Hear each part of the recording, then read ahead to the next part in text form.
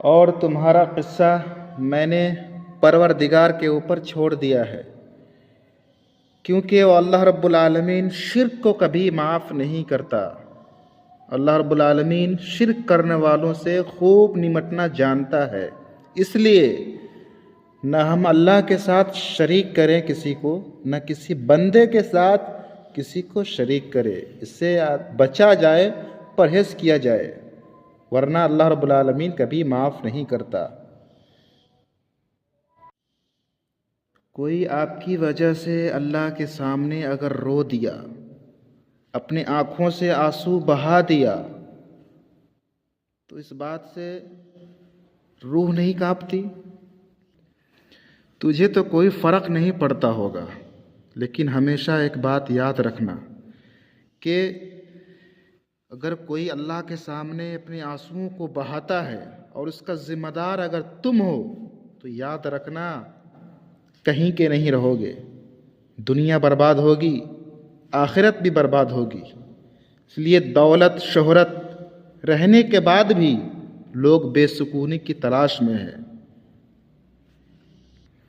دولت شہرت رہنے کے بعد ان کے پاس سکون نہیں ہے۔ کیوں؟ اس لیے کہ انہوں نے کسی کا دل توڑا ہے، کسی کے ساتھ ظلم کیا ہے۔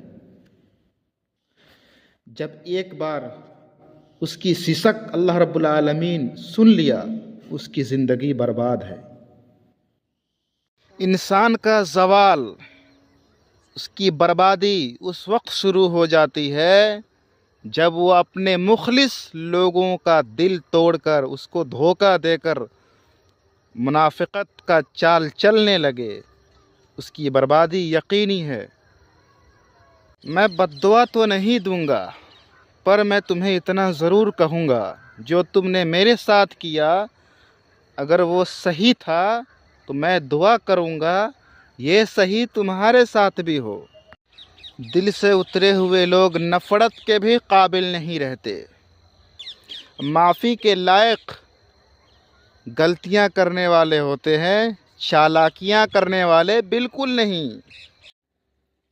لڑکی کی محبت میں وفا ڈھونڈتے ہو، لڑکی کی محبت میں وفا ڈھونڈتے ہو، بڑے نادان ہو صاحب، زہر کی بوتل میں دوا ڈھونڈتے ہو۔